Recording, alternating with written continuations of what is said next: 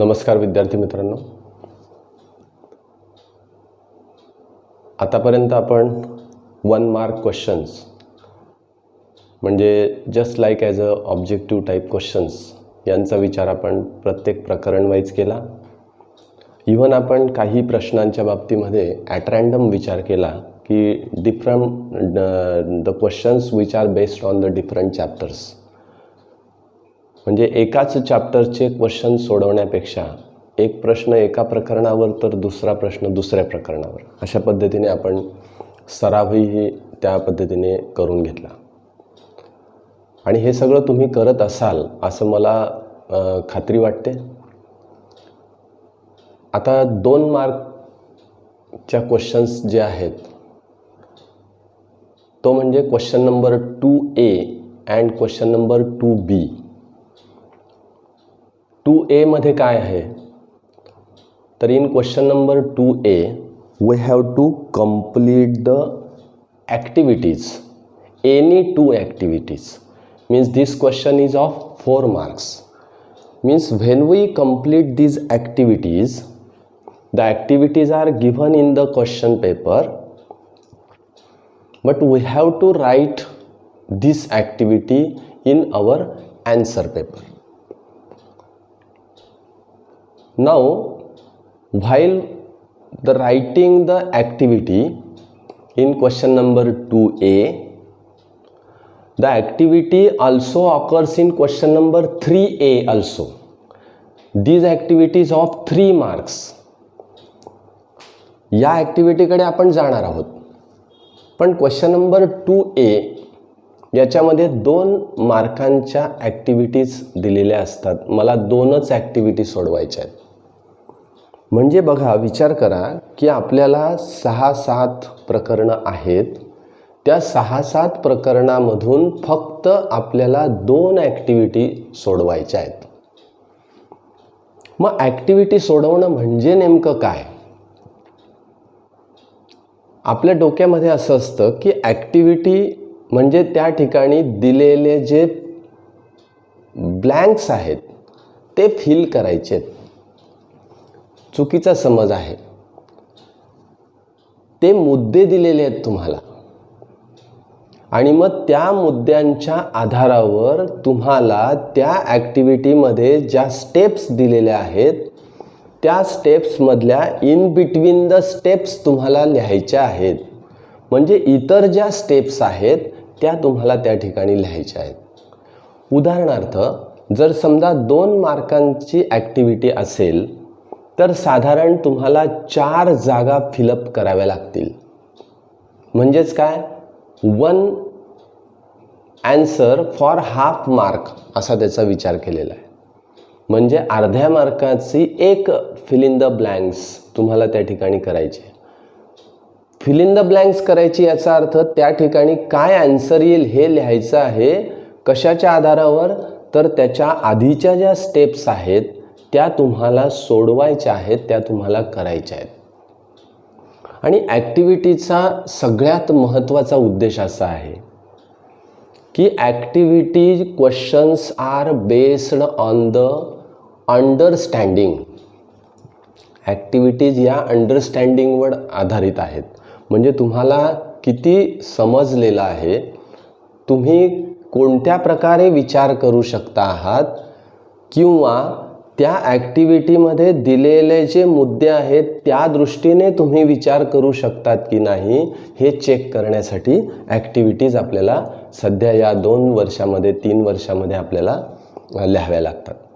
मग या ॲक्टिव्हिटीज कशा लिहायच्या आहेत, ॲक्टिव्हिटीज कशा सोडवायच्या आहेत याचा थोडक्यात आपण या ठिकाणी विचार करणार आहोत. मग ह्या ॲक्टिव्हिटीजमध्ये मी एक ॲक्टिव्हिटी आता घेतो. आपण कंटिन्यू एक ॲक्टिव्हिटी घेत जाऊ. आपण क्वेश्चन नंबर 2A सुरुवात करतो आहोत. त्यामध्ये ॲक्टिव्हिटी ज्या आहेत त्या आपण ॲट रँडम चॅप्टर्सवरच्या नाही घेणार, तर आपण एकाच चॅप्टरवरच्या काही 3-4 ॲक्टिव्हिटीज बघू. नंतर पुढच्या चॅप्टरकडे आपण जाऊ. त्याचं कारण असं की ह्या ज्या ॲक्टिव्हिटीज आहेत ह्याचे जे टॉपिक्स आहेत हे त्या प्रकरणाशी म्हणजे काय म्हणतो आपण की तो जो टॉपिक त्या प्रकरणातला दिलेला आहे त्याच्याशी निगडित हे आहे. त्यामुळे आपण एकाच प्रकरणावरच्या बघूया. तुम्हाला प्रॅक्टिस करताना तुम्ही प्रश्नपत्रिकेमधल्या ज्या ॲक्टिव्हिटीज आहेत त्या कलेक्ट करा आणि त्या सोडवण्याचा प्रयत्न करा. आपण क्वेश्चन नंबर 2A सुरुवात करतोय. सुरुवातीला ट्रिग्नॉमेट्रीवरच्या ज्या ॲक्टिव्हिटी आहेत त्याचा आपण विचार करणार आहोत. एक ॲक्टिव्हिटी दिलेली आहे, प्रूव्ह दॅट. तुम्हाला असं वाटलं की सरांनी ॲक्टिव्हिटी आधी लिहून का ठेवली नाही, म्हणजे आधी लिहून ठेवली असती तर पटकन फ्लॅश झाली असती, पटापट आपण सांगितलं असतं आणि त्या पद्धतीने ॲक्टिव्हिटी कंप्लीट झाली असती. या मेथडमध्ये मी ज्यावेळेस या ठिकाणी एखादा क्वेश्चन देतो आहे त्याच्यातला प्रत्येक वर्ड न वर्ड, स्टेटमेंट आणि स्टेटमेंट मला वाचता येत आहे म्हणून मी त्या ठिकाणी ही मेथड वापरलेली नाही तर मला कॉम्प्युटरवर त्या ठिकाणी स्क्रीन तुम्हाला शॉर्ट करून त्या पद्धतीने करता आलं असतं. त्या पद्धतीने करण्याचा, कारण शेवटी पुस्तकात पण दिलेलं आहे, प्रश्नपत्रिकेमध्ये सुद्धा ती ॲक्टिव्हिटी तुमची दिलेली आहे. तुम्हाला ती एकदम फ्लॅश होते, पान उघडलं की लगेच ती ॲक्टिव्हिटी फ्लॅश होणार आहे. पण एकदम ती ॲक्टिव्हिटी फ्लॅश झाल्यानंतर मला वाचनाची सराव जर नसेल तर मी ते वाचत नाही. त्यामुळे पटपट ते फिल इन द ब्लँक्स कुठं करायचे आहेत तेवढं फक्त माझी नजर त्या ठिकाणी जाते. हा अनुभव आहे. त्यामुळे आपल्याला एखादी ॲक्टिव्हिटी आता सोडवायची, एखादा प्रश्न सोडवायचा आहे तर त्या प्रश्नाचे म्हणजे प्रत्येक वर्ड न वर्ड माझ्याकडून वाचला गेला पाहिजे, हा माझा मूळ उद्देश आहे. आणि तो वर्ड न वर्ड वाचला गेल्यानंतर मला फ्लॅश होणार आहे की अशा पद्धतीने मला ती ॲक्टिव्हिटी सोडवायची आहे, मला या ठिकाणी अमुक फॉर्म्युला वापरायचा आहे, या ठिकाणी असं करायचं आहे. एक स्टेप आपण जर करत गेलो तर ते अतिशय सोयीचं होईल. म्हणून आपण अशा पद्धतीने ॲक्टिव्हिटी सोडवणार आहोत. Prove that cos square theta in bracket 1 + tan square theta is equal to 1. Question विचारलेला आहे, हे मी पुसून टाकतो. Is equal to 1. हा 1 स्क्वेअर नाही आहे, लक्षात घ्या. Is equal to 1. Complete the activity given below. Question is given, complete the activity given below. आता या ॲक्टिव्हिटीमध्ये कशा प्रकारचे स्टेप्स दिलेल्या आहेत त्याचा विचार करूया. ॲक्टिव्हिटीला सुरुवात केली आहे. ॲक्टिव्हिटी पहिली स्टेप दिली आहे LHS इज इक्वल टू आणि या ठिकाणी ब्लॉक दिला आहे. आता किती सोपं आहे हे. मला जे स्टेटमेंट दिलेलं आहे त्याच्यातून मी LHS इथे लिहिणार आहे. Yes, correct. पहिली स्टेप या ठिकाणी कंप्लीट झाली. LHS आहे माझा cos square theta in bracket 1 + tan square theta. Yes. दुसरा भाग मला काय करायचा आहे, पुढची स्टेप दिलेली आहे is equal to cos square theta. बघा हा कॉस स्क्वेअर थिटा असाच आहे आणि या ठिकाणी असा एक ब्लॉक दिलेला आहे, इनटू दिस ब्लॉक. आणि इथे असं म्हटलं आहे dash dash 1 + tan square theta is equal to पुन्हा ब्लॉक दिला आहे. काय उद्देश असेल याचा, तर 1 + tan स्क्वेअर थिटाच्या ऐवजी काय टाकायचं, तर we know the identity that is sec square theta is equal to 1 + tan square theta. Means 1 + tan square theta is equal to sec square theta, hence put this value here, that is sec square theta. yes, ही step complete झाली. आता पुढे जाऊया आपण. Is equal to cos square theta into sec square theta. Step कशी दिलेली आहे बघा, in bracket cos theta into block and bracket square.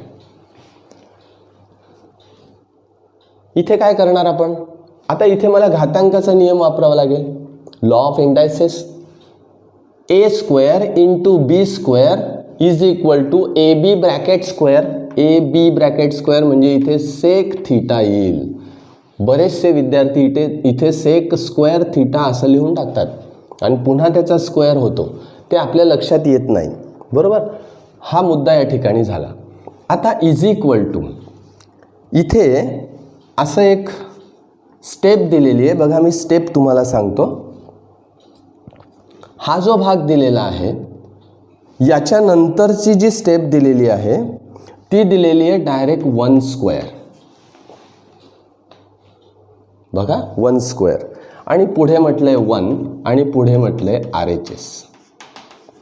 आता मी या ठिकाणी डायरेक्ट असं हे लिहून झाल्यानंतर उत्तर कंप्लीट झालं असं न करता इथे मी एक मुद्दा लिहितो. का आलेलं आहे असं, तर cos theta into 1 cos theta, value of sec theta is equal to 1 cos theta असं मला या ठिकाणी मिळालेलं आहे. कॉस थीटा कॅन्सल झालेला आहे, हा स्क्वेअर तसाच आहे, म्हणून 1 स्क्वेअर 1 आणि RHS. इथे आपली ती ॲक्टिव्हिटी कंप्लीट होते. मग मी काय केलं याच्यामध्ये की हा जो भाग आहे, ही जी स्टेप आहे ती मी एक्स्ट्रा या ठिकाणी लिहिली. हरकत नाही, मला समजण्यासाठी त्या स्टेप लिहिल्याच पाहिजेत. म्हणजे in between the 2 lines we have to write the steps. 2 लाईन्समध्ये 2 स्टेप्समध्ये मला जर काही स्टेप्स इन्सर्ट करायच्या असतील तर त्या करायच्याच आहेत, त्या आपण कराव्याच अशी अपेक्षा आहे. बरोबर, हा एक प्रकार झाला. ही एक ॲक्टिव्हिटी आपण सोडवून घेतली. आता दुसरी ॲक्टिव्हिटी काय, आपण या ठिकाणी तसाच विचार करूया. Second activity, 5 sin square theta minus 5 into cot square theta. बघा 5 sin square theta minus 5 cot square theta. Complete the activity given below. Complete the activity given below म्हणजे काय अपेक्षित असेल इथे. बघा आता एवढाच क्वेश्चन दिलेला आहे. मग आता याचा अर्थ काय, तर मला याची व्हॅल्यू काढायची आहे. म्हणजे इज इक्वल टू व्हॉट असं विचारलेलं आहे. 5 sin square theta minus 5 into cot square theta is equal to what, हे काढण्यासाठी ॲक्टिव्हिटी कंप्लीट करा. मग ती ॲक्टिव्हिटी आपल्याला दिलेली आहे. ॲक्टिव्हिटी पहिली स्टेप जी दिलेली आहे ती बघा, block into 1 sin square theta minus cot square theta. आता हा ब्लॉक जो दिलेला आहे या ब्लॉकमध्ये मला काय लिहायचं आहे. हा ब्लॉक दिलेला आहे बरोबर, यामध्ये मला काय लिहायचं आहे. बरोबर, हा एक भाग झाला. त्यानंतर इज इक्वल टू. आता हे इज इक्वल टू म्हणजे काय, तर ही जी LHS आहे ही इथं लिहिलेली असा विचार करा आणि आपण पुढे जात आहोत. पुढची स्टेप दिली आहे 5 इन ब्रॅकेट ब्लॉक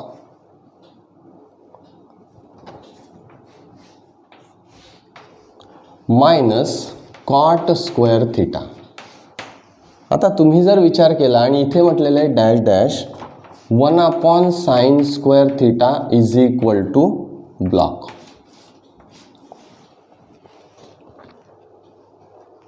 आता सरळ लक्षात येत आहे आपल्याला की 1 sin स्क्वेअर थीटाची व्हॅल्यू इथे लिहायची आहे आणि हा जो 5 आहे तो इथे येणार आहे. कारण काय, बघा इथे 5 आहे, इथे 5 आहे.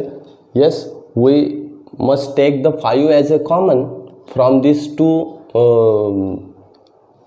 फ्रॉम LHS मधून मला 5 या ठिकाणी कॉमन घ्यावा लागेल. म्हणजे 5 इंटू असेल 5 1 sin square is equal to cosec square.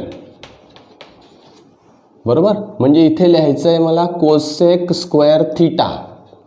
Yes, पुढची स्टेप दिलेली आहे इज इक्वल टू 5 इंटू 1. आता ह्या वन कोणाची व्हॅल्यू आहे? Cosec square theta minus cot square theta. कारण काय? मला आयडेंटिटी माहिती आहे. Cosec square theta is equal to 1 plus cot square theta, आणि हा कॉट स्क्वेअर थिटा इकडे आणला की काय होईल? Cosec square theta minus cot square theta is equal to 1. आणि म्हणून त्या ठिकाणी याची व्हॅल्यू 1 ठेवलेली आहे. That is cosec square theta minus cot square theta is equal to 1 and is equal to block 5 into 1 is 5. Activity is completed. Activity त्या ठिकाणी complete झाली. अशा प्रकारच्या ॲक्टिव्हिटीज आपल्याला या 2 मार्क क्वेश्चनमध्ये दिलेल्या असतात. आता अजून एक ॲक्टिव्हिटी आपण सोडवूया. If sec theta plus tan theta is equal to √3. Complete the activity to find the value of sec theta minus tan theta. काय विचारलाय बघा question. Complete the activity to find value of sec theta minus tan theta. याची value मला काढायची आहे. त्याच्यासाठी ती activity complete करा. Activity is given. Block बघा या ठिकाणी दिलं आहे. Block is equal to 1 plus tan square theta. इथे म्हटलेलं आहे fundamental identity. We know that this is a fundamental identity. Then remember what is the fundamental identity? That is sec square theta is equal to 1 plus tan square theta. लगेच भरलं गेलं ते. पुढे step दिलेली आहे आपल्याला. Block minus tan square theta is equal to 1. बघा block minus tan square theta is equal to 1.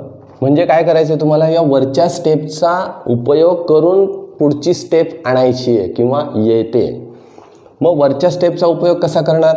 तर टॅन स्क्वेअर थिटा मी इकडे आणतोय, म्हणजे इकडे आणलेला आहे बघा LHSला. म्हणून इथे काय येईल? Sec square theta minus tan square theta is equal to 1 मला त्या ठिकाणी मिळालं. मग आता sec square theta into tan square theta इथे स्टेप देऊन टाकलेले A square minus B square. हे मला माहिती आहे. स्टेप ऑलरेडी दिलेली आहे. Sec theta plus tan theta in another bracket sec theta minus tan theta is equal to what. इथे ब्लॉक दिला आहे. पुन्हा हा 1च येईल इथे. काहीच प्रश्न नाही. पुढे आता वरती बघायचं. Sec theta plus tan theta √3 आहे, म्हणून इथे देऊन टाकलं आहे √3 in bracket sec theta into minus tan theta is equal to 1. Yes. आणि पुढे विचारलेलं आहे sec theta minus tan theta is equal to block. म्हणजे फिल इन द ब्लँक्स या ठिकाणी करायचे. काय करणार मी? तर हा √3 मला इकडे भागाकारात आणावं लागेल. म्हणजे इथे येईल 1/√3. अतिशय सोपं आहे. म्हणजे आपल्याला जर आयडेंटिटीज माहिती असतील, फंडामेंटल आयडेंटिटीज माहिती असतील, दुसरा भाग रिलेशन बिटवीन ट्रिग्नॉमेट्रिक रेशोज हे माहिती असतील, रिलेशन बिटवीन कॉम्प्लिमेंटरी अँगल्स हे मला माहिती असेल, तर अतिशय सोपं आहे. येस. ट्रिग्नॉमेट्री हे प्रकरण अतिशय म्हणजे ते सोडवताना आपल्याला अतिशय आनंद होतो. त्याचं कारण असं की वेगवेगळे व्हॅल्यूज आपल्याला त्या ठिकाणी पुटअप करायचे आहे आणि पटकन पुढची व्हॅल्यू मला येते आहे. फक्त त्याचा भाग असा आहे की ह्याच्यातले फॉर्म्युलीज किंवा ते जे आयडेंटिटीज दिलेल्या आहेत त्या आयडेंटिटीज मला वेळेवर आणि हव्या त्या स्टेपला बरोबर रिमेंबर झाल्या पाहिजेत. बरोबर आहे, आठवल्या पाहिजेत. आणि मग ते जर आठवत असतील आपल्याला तर अतिशय भाग सोपा आहे. पुढच्या ॲक्टिव्हिटीकडे आपण जाऊया.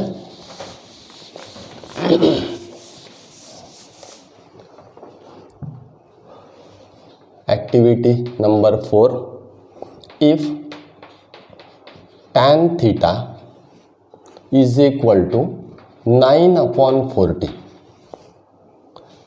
comma, complete activity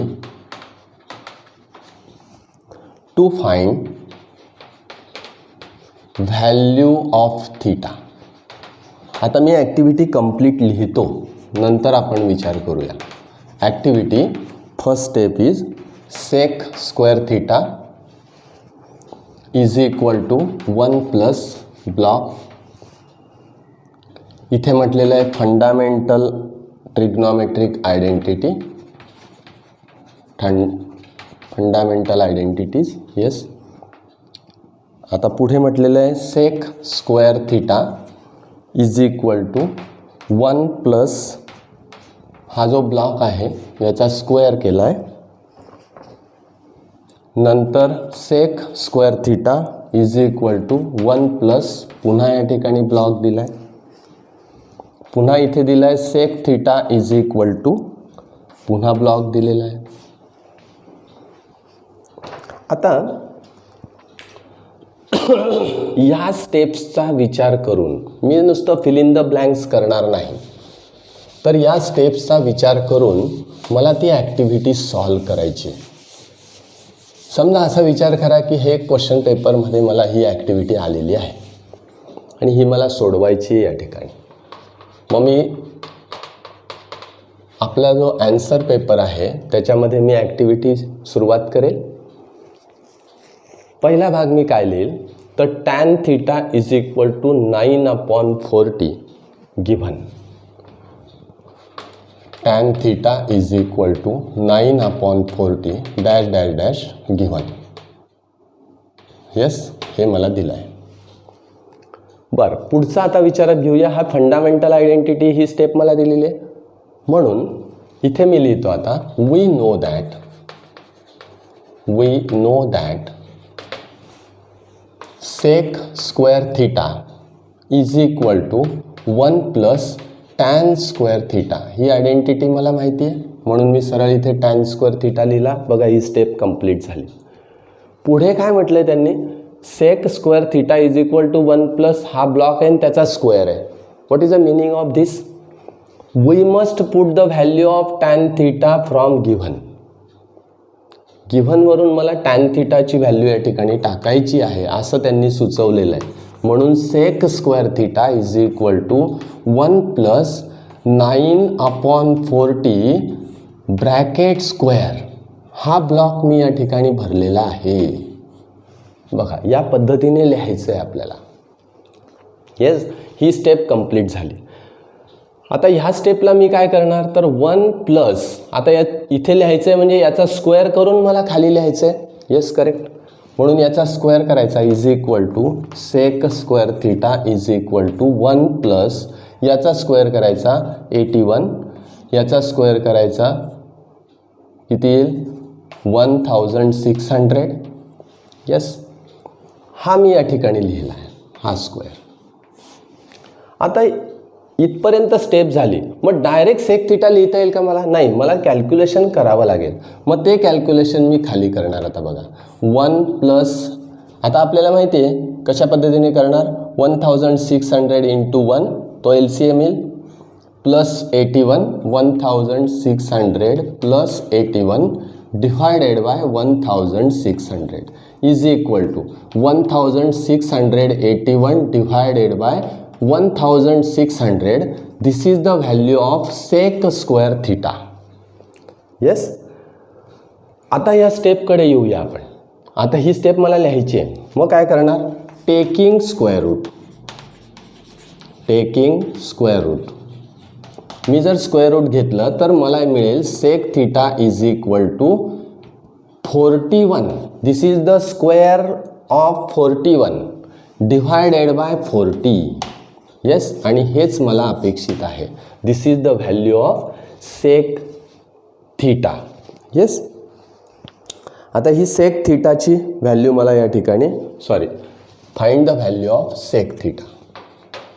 माझं या ठिकाणी चुकलं.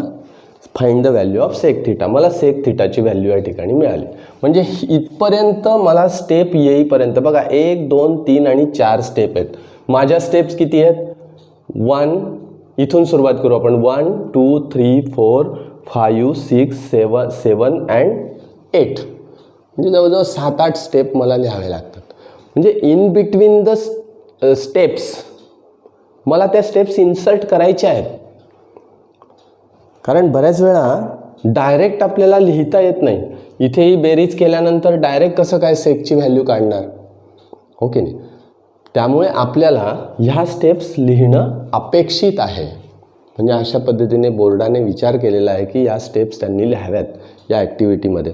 म्हणून सगळ्यात महत्त्वाचं म्हणजे ॲक्टिव्हिटी दिलेले आहेत म्हणजे काय, तर तुम्हाला जसं काही आपण गोष्ट लिहितो त्या गोष्टीचे मुद्दे दिलेले असतात आणि त्या मुद्द्यांना धरून आपण जसं गोष्ट लिहितो त्या पद्धतीने आपल्याला ह्या ज्या ॲक्टिव्हिटीमध्ये ज्या स्टेप्स दिलेल्या आहेत ते मुद्दे दिलेले आहेत, त्या मुद्द्यांना अनुसरून आपल्याला पुढे ॲक्टिव्हिटी कंप्लीट करायची. ओके, आज आपण ट्रिग्नोमेट्रीवरच्या ॲक्टिव्हिटीज या ठिकाणी बघितल्या. अजून आता काही ॲक्टिव्हिटीज बऱ्याचशा ट्रिग्नोमेट्रीमध्ये आहेत. बरेचसे एक्झाम्पल्स तुम्ही सोडवलेले आहेत. मला सांगायचा उद्देश असा की ॲक्टिव्हिटी सोडवणे म्हणजे नेमकं काय हे आपल्याला आधी कळालं पाहिजे, हे आपल्याला आधी फिक्स झालं पाहिजे. आणि त्या ठिकाणी तुम्हाला मुद्दे दिलेले असतात, तुम्हाला स्टेप्स दिलेल्याच असतात आणि त्या स्टेप्सचा विचार करून तुम्हाला काही स्टेप्स तुमच्या त्या ठिकाणी ॲड करून ती गोष्ट पूर्ण करावी लागते. म्हणजे तो मुद्दा पूर्ण करावा लागतो, ती ॲक्टिव्हिटी पूर्ण करावी लागते. येस, या पद्धतीने तुम्ही कराल असं मला अपेक्षा आहे. पुढच्या व्हिडिओमध्ये आपण पुढच्या प्रकरणाच्या ॲक्टिव्हिटीचा विचार करणार आहोत. ओके, धन्यवाद.